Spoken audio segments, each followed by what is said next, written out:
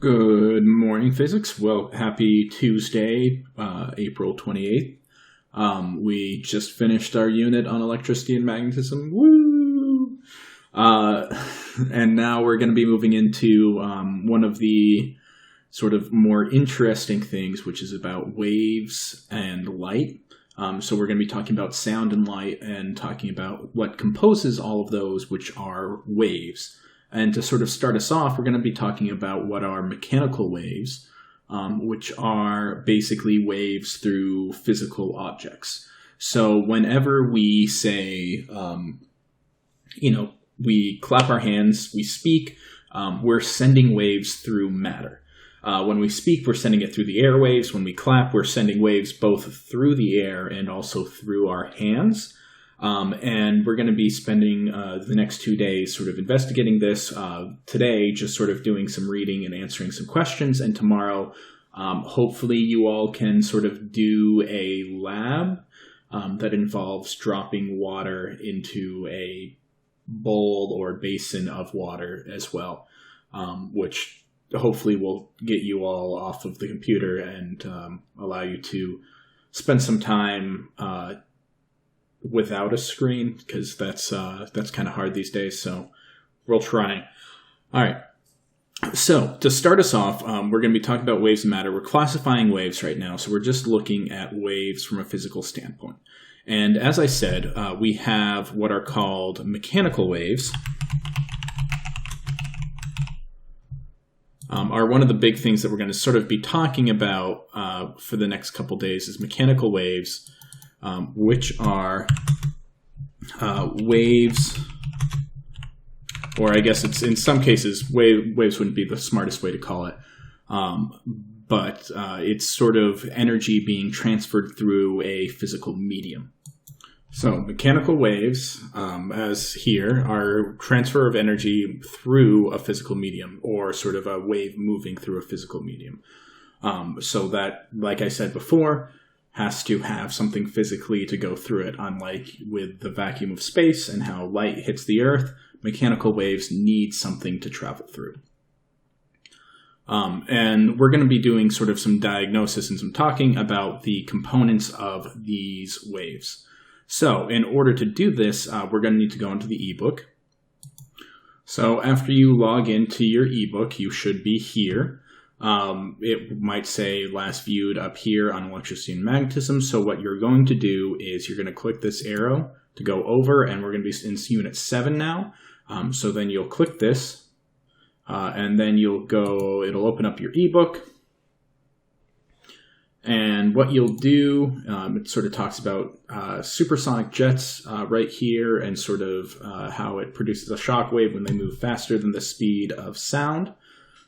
Which is sort of an interesting phenomenon about a sonic boom, which you can spend some time researching a little bit more if you want, or just sort of leave it as is. But you're going to open contents up here and go into Lesson 1, Waves and Matter, and then click on Classifying Waves. So we're going to be sort of what waves are. So right here is a hands-on lab that we're not doing today, but I'll have you do hopefully tomorrow. If you want to sort of do it today, you can. You can download the lab worksheet. You might not have a dropper or pipette for this, but you can use something like, say, a towel and sort of like squeeze it out to just try and get like a single droplet to sort of do a splash and try it from different heights. I'm not expecting there to be a lot of perfection. This is sort of as we can. It's just kind of nice to be able to see a bowl of water and do some water droplets and sort of get that going. And sort of comparing how the waves change. You can do video, picture, any of that, but that'll be what you're doing tomorrow. For today, what we're going to be doing is sort of reading over wave motion.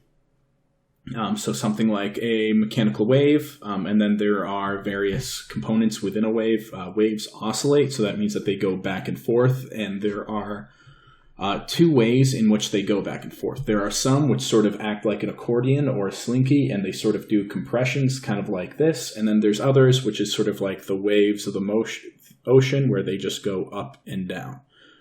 And the two waves of these are transverse, which is the sort of up and down. It's sort of going perpendicular to the direction of the wave. So ocean is a really good example of this. When the waves sort of roll in, the waves are sort of going up and down, but it's sort of in the opposite, perpendicular to the direction of where the water is moving, which is forward. And then there are longitudinal waves, which is sort of an easy thing to sort of show with a slinky by sort of like sending compression waves down. And it's also very common with sound. So when we speak, we're actually making compressional waves. We're sort of sending air in little discrete packets through the air, and it arrives, our ear vibrates, and it sort of transfers through our ear canal, and we end up processing the language in our brain and understand what's being said, which is a surprisingly cool little physics perspective if you think about the energy changes that go on there. So we have those longitudinal and we have those transversal waves, and then within our waves there are two components we're going to sort of start talking about today. One of them is wavelength, where wavelength is sort of the distance between two common parts of a wave, because waves are, they repeat themselves. They sort of repeat over and over and over again. And so the wavelength would be sort of the distance between two compressed pieces or two stretched pieces, and that would be the wavelength. So, if you did a measurement from this point of the stretched portion to this point of the stretched portion, that would give you the wavelength of this wave, or in this compressed to this compressed. If we scroll up here to these transverse waves, you could go to the peak to peak, or trough to trough.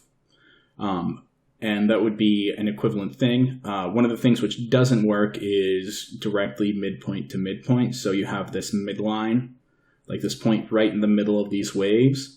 If you go from this midpoint to this midpoint, you end up not getting the full wavelength because it's sort of opposite direction. It needs to be where it sort of repeats.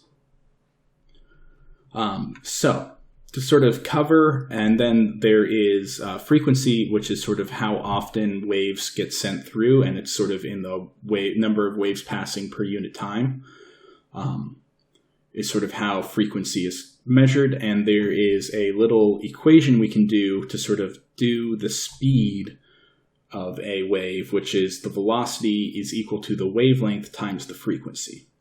Now, to sort of combine all that into a sort of some notes, let's go ahead and do that. So with our things, we have a few terms we'd want to define. So in terms of important information, you can access all of this that I've written here from the ebook. When you click on any of the words, it sort of pops up with a definition. Some of these are just sort of ways I like to remember them. With transverse waves being perpendicular, longitudinal being parallel. And right here, one of the big things is there is the equation for finding the velocity of a wave based on the wavelength and the frequency, which is v equals lambda. This is the Greek letter lambda, which is similar to our English L, times f. So v equals lambda f. We're not going to be doing too much with it today, but later in the week we will be utilizing it a bit more. This is sort of the information I would like you to glean from today. What you'll do is you'll answer all the questions besides the one with the bowl of water and sort of making your own ripples / waves. And so to sort of cover that idea, what it is you'll be working on, there will be about 5 questions, so ignore all this stuff in blue. But what you will do is you'll answer this question, and then you'll answer these 3 questions. One of them, this one, you'll have to utilize this equation along with this information. And it might be difficult for you all, but don't worry about that. We're going to get a lot of practice sort of using this equation. This is the introduction to waves. I hope you have enjoyed this information. It's one of sort of the fun things. Hopefully we will find some way to sort of do instruments, make your own instruments, which is a project I normally do when we'd have classroom time, but we might have to get a little creative with that. But I'm hoping we can make some sort of instruments this time around, and I will keep you all in the loop on that. So if you have any questions, feel free to email me, message me on Jupiter or on Discord. I hope you all have a great day.